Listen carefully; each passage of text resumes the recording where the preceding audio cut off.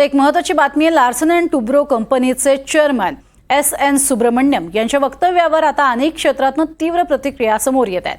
अभिनेत्री दीपिका पदुकोण हिने इंस्टाग्रामवर स्टोरी शेअर करत संताप व्यक्त केलाय.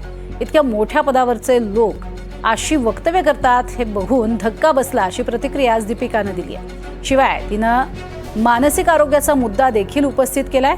लार्सन अँड टुब्रो कंपनीचे चेअरमन एस.एन. सुब्रमण्यम यांनी कामाच्या ठिकाणचे वर्क कल्चर आणि रविवारच्या दिवशीही काम करण्याबद्दल वक्तव्य केलंय. तसंच आठवड्यातनं 90 तास काम करावं असंही त्यांनी म्हटलं होतं. शिवाय रविवारी मी तुम्हाला काम करायला लावत नाही याचा मला पश्चात्ताप आहे असंही त्यांनी म्हटलं होतं. आणि त्यांच्या याच वक्तव्यावर सध्या जोरदार टीका होतीये.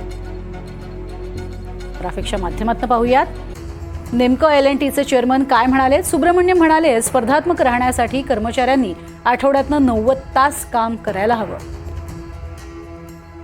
रविवारी मी तुम्हाला काम करायला लावत नाही याचा मला पश्चात्ताप. मी तुम्हाला रविवारी काम करायला सांगितलं तर मला जास्त आनंद होईल, कारण मी सुद्धा रविवारी काम करतो. घरी बसून तुम्ही काय करता? तुम्ही तुमच्या पत्नीकडे किती वेळ पाहणार? पत्नी तुमच्याकडे किती वेळ पाहणार? त्यापेक्षा कार्यालयात या आणि कामाला लागा. या सल्ल्यावरच जोरदार टीका होतीये. यानंतर आता दीपिका पदुकोणने संतप्त प्रतिक्रिया दिली आहे. एवढ्या वरिष्ठ पदावरील लोक अशी विधाने करतात हे पाहून धक्का बसला. Mental health matters #mental health matters असं तिने ट्विट केलेलं आहे आणि या संपूर्ण प्रकरणावर तीही बोलती झाली आहे.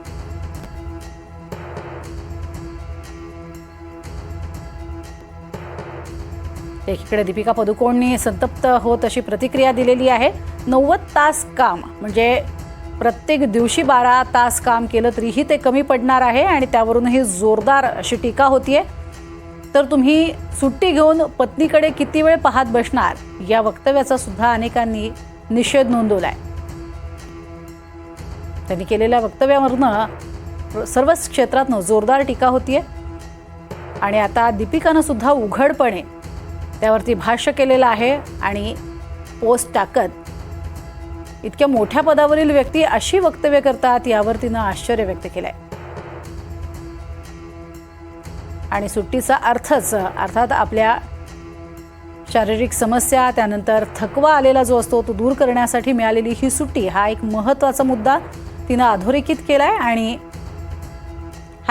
हेल्थ मॅटर्स असं तिनं म्हटलेलं आहे आणि त्यात मेंटल हेल्थ मॅटर्स हे तिनं म्हटलेलं आहे. तर कुठल्या देशात किती तास काम केलं जातं आपण पाहतोय. अमेरिका आणि लंडन दर आठवड्याला 40 तास काम केलं जातं. तर ओव्हरटाईम करणाऱ्यांना नियमित वेतनाच्या किमान 1.5 दरानं वेतन दिलं जातं. मेक्सिकोमध्ये कायदेशीररित्या आठवड्याला 48 तास काम केलं जातं. तर कर्मचारी दररोज 3 तास तर आठवड्यात 9 तास ओव्हरटाईम करू शकतो.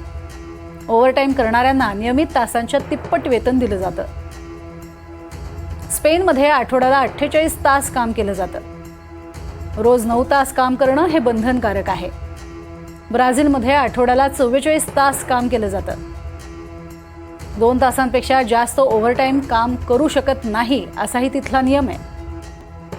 तर अर्जेंटिनामध्ये आठवड्याला 48 तास काम केलं जातं. कर्मचाऱ्यांना दररोज 3 तासांचा ओव्हरटाईम हा मर्यादित ठेवण्यात आलाय. ओव्हरटाईमसाठी नियमित वेतनाच्या 50% वेतन दिलं जातं अर्जेंटिनामध्ये. सुट्टीच्या दिवशी काम करणाऱ्यांना अतिरिक्त 100% वेतन देण्याचीही अर्जेंटिनाची पद्धत आहे. तर जपानमध्ये आठवड्याला 48 तास काम केलं जातं. ओव्हरटाईम 8 तासांपेक्षा जास्त असेल तर अतिरिक्त 200% वेतन जपानमध्ये दिलं जातं.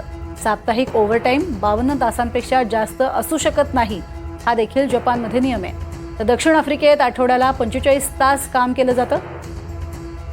आठवड्याला 10 तास ओव्हरटाईम हा दक्षिण आफ्रिकेनं ठेवलेला आहे.